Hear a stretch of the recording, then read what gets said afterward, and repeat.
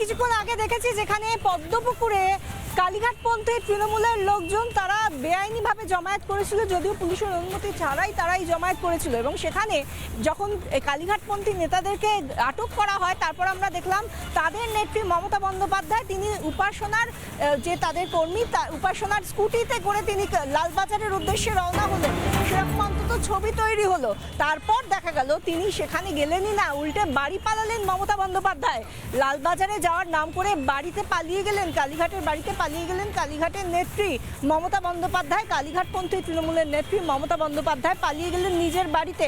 লালবাজারে আর গেলেন না, লালবাজারে যাওয়ার নাম করে উল্টে বাড়িতেই পালিয়ে গেলেন কালীঘাট তৃণমূলের নেত্রী মমতা বন্দ্যোপাধ্যায়।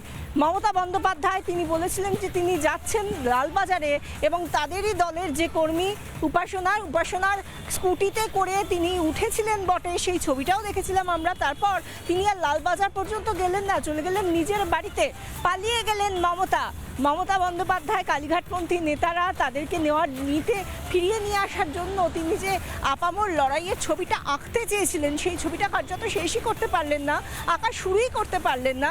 সেই ছবিটা তৈরি হওয়ার আগেই তিনি গাড়ি ঘুরিয়ে চলে গেলেন নিজের বাড়িতে।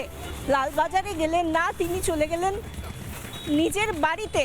মমতা বন্দ্যোপাধ্যায় যিনি এতদিন ধরে বলে গিয়েছেন তিনি নাকি স্ট্রিট ফাইটার, এভাবে তিনি বারংবার বলে গিয়েছেন ভোটের আগে, এমনকি ভোটের পরেও। তারপর যখন স্ট্রিট ফাইটিংয়ের বিষয়টা এলো, তখন তিনি ফাইটিংয়ের পথে গেলেনই না, বরং একবার একটু স্কুটিতে উঠলেন, একটা ছবি তৈরি হলো। তারপর তিনি লালবাজারের পথও মারালেন না, তিনি চলে গেলেন নিজের কালীঘাটের বাড়িতে। এটাকে কি বলবেন? এটাকে পালিয়ে যাওয়া বলে। মমতা বন্দ্যোপাধ্যায় দেখাতে চাইছিলেন তিনি একরকমের যোদ্ধা, কিন্তু সেই যোদ্ধা একেবারে নিধিরাম সর্দার হয়ে গিয়েছে। কারণ তিনি খুব ভালো করেই জানেন তার কাছে না আছে ঢাল, না আছে তলোয়ার। সেই জন্য তার এই মুহূর্তে আর কোনো জায়গায় না গিয়ে নিজের বাড়িতে চলে যাওয়াই ভালো, সেটা তিনি এবং তার দলের কর্মীরাও নিশ্চয়ই বুঝে গিয়েছেন। তাই স্কুটি আর বেশি দূর নিয়ে যাওয়া গেল না, স্কুটি গেল শেষ পর্যন্ত নেত্রী কালীঘাটের বাড়ি পর্যন্ত। এই ছবিটা আমরা দেখলাম। এবং সেখানে মমতা বন্দ্যোপাধ্যায় আর বেশি দূর যাওয়ার কথা ভাবলেনও না, তিনি বরং লালবাজারে যাওয়ার কথা বলে কথাটা উড়িয়ে দিয়ে শেষ পর্যন্ত তিনি চলে গেলেন নিজেরই বাড়িতে কালীঘাটে। বাড়ি চলে গেলেন, অর্থাৎ পালিয়ে গেলেন মমতা।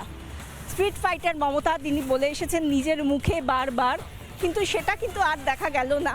যেটা দেখা গেল সেটা হলো মমতা বন্দ্যোপাধ্যায় পালিয়ে গেলেন।